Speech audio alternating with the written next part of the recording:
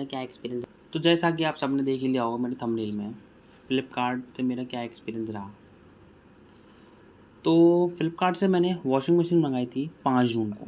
5 जून को मैंने washing machine मंगाई थी, ऑनलाइन पेमेंट करी। 6 जून को वो उसके अगले दिन ही मेरी डिलीवर हो गई थी। डिलीवर होने के बाद उसमें मैंने ओपन करके देखा, उसमें प्रॉब्लम थी, वाटर एग्जिट नहीं हो रहा था। तो मैंने 8 तारीख को मैंने उसे रिटर्न के लिए डाल दिया। 8 तारीख को डालने के बाद 16 तारीख की डेट, 16 जून को डेट दी कि आपका जो प्रोडक्ट है वो रिप्लेस हो जाएगा। मैंने ठीक है। 14 जून को टेक्नीशियन आया था, पर टेक्नीशियन आया ही नहीं, पर उसने जो मेरी कंप्लेंट थी वो मेरी अप्रूव कर दी।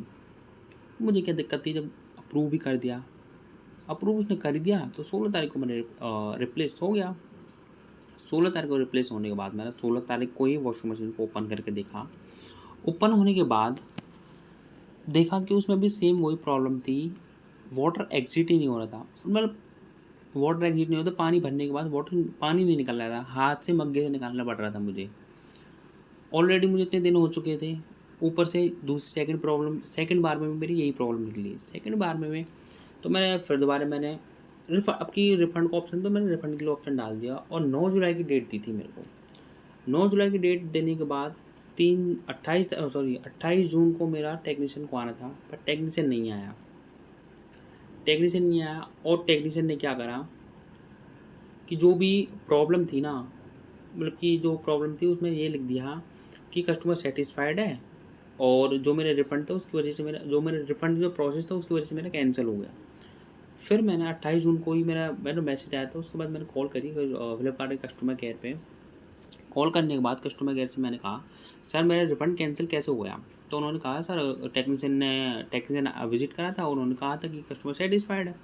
मैंने कहा कि जब टेक्नीशियन आया ही नहीं है, कस्टमर घर पे ही नहीं था, तो टेक्नीशियन ने किस वजह से कहा कि कस्टमर सेटिस्फाइड है? तो उन्होंने मेरे प्रॉब्लम को समझा और उन्होंने दोबारा मेरे को डेट दी कि टेक्नीशियन इस तारीख को आएगा, 3 जुलाई। 3 जुलाई को टेक्नीशियन फिर आया, देखा कि वॉशिंग मशीन कैसी है। तो उसने वॉशिंग मशीन खोल के देखी, ओपन करा, देखा इंटरनली अंदर से डैमेज थी, जिसकी वजह से मेरा वाटर एग्जिट नहीं हो रहा था। और उसको मैंने प्रॉब्लम पहले ही बताई थी कि मैंने रिप्लेसमेंट ले चुका हूँ, और मेरी पहली प्रॉब्लम ये थी, सेकंड प्रॉब्लम मेरी यही है। तो टेक्नीशियन ने कहा, सर आपका जो भी प्रॉब्लम है वो ठीक हो जाएगी। मैंने ओके, मैंने कब तक ठीक होगी? टेक्नीशियन ने कहा, सर अभी मेरे पे पार्ट्स तो है नहीं है।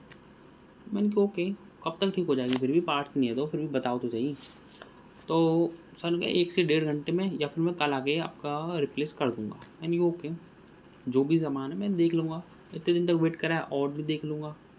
टेक्नीशियन ने कहा, मैंने कहा टेक्नीशियन सर पक्का है ना? क्योंकि 1 महीने से मुझे आज एक प्रॉपर 1 महीना हो गया है वॉशिंग मशीन मंगा के, उसका मैं यूज़ ही नहीं कर पा रहा। मतलब ऐसा कहाँ होता है? अब तुम दुकान से जाओगे, सामान लेके आओगे, उसको तुम यूज़ नहीं कर पा रहे, उस खाली रख रखे उस कबाड़ को, खाड़ी को, इतने पूरे पैसे दे के भी तुम उसको यूज़ नहीं कर पा रहे, तो क्या फ़ायदा उसको?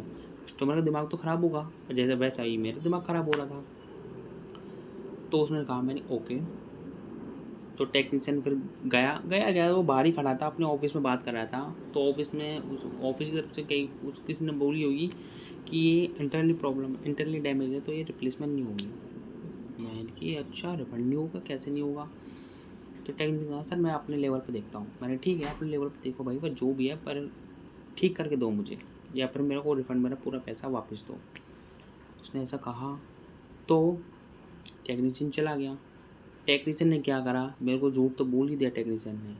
झूठ बोलने के बाद टेक्नीशियन ने मेरा जो रिफ़ंड का प्रोसेस था वो मेरा कैंसिल हो गया, क्योंकि जो टेक्नीशियन ने उस समय मेरी ऑफिस में जाके कमेंट लिखा होगा, जो भी उसने प्रोसेस करा होगा आगे, तो उसकी वजह से मेरा रिफ़ंड कैंसिल हो गया। टेक्नीशियन कॉल करी तो ब्लॉक लिस्ट में डाल रखा था मेरा नंबर। फिर मैंने फ्लिपकार्ट के कस्टमर केयर पर कॉल करी।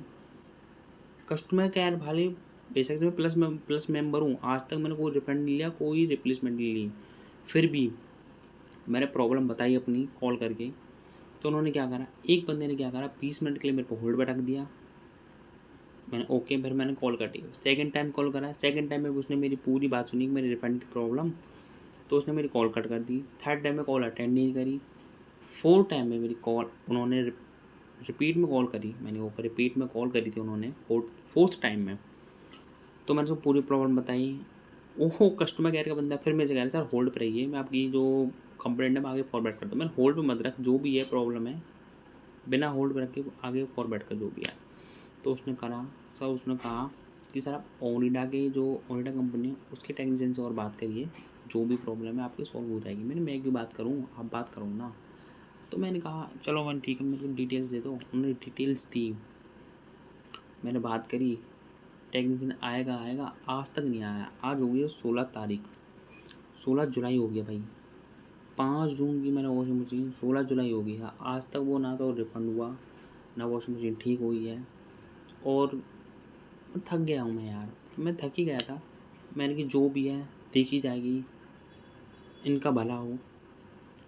मैंने आज भी मैं उस ख़राब वॉशिंग मशीन को खुद से ठीक करके मैं खुद ही चला रहा हूँ आज उसे। सो प्लीज़ मैं आपको मतलब यही सलाह दूंगा आप सभी को, कभी भी रिफ़ंड या रिप्लेसमेंट लो तो टेक्नीशियन को ढंग से समझा देना, उसको मतलब उंगली कर देना, सीधी बात है टेक्नीशियन को कि भाई रिप्लेसमेंट हो गई तो ठीक है, नहीं मैं तेरे पे ही कॉल करूँगा बार बार, हमेशा तेरे को ही परेशान करूँगा अगर मेरी वॉशिंग मशीन कैंसिल हो और मेरे को बेवकूफ़ बना के तू गया तो बस मेरी यही प्रॉब्लम थी। एक्सपीरियंस तो मेरा बैड मतलब बुरा रहा ही है फ्लिपकार्ट के साथ, तो आपका ना रहे। जैसी मेरी प्रॉब्लम है मैंने आपको बता दिया है और आगे अपडेट करता रहूँगा मेरी क्या क्या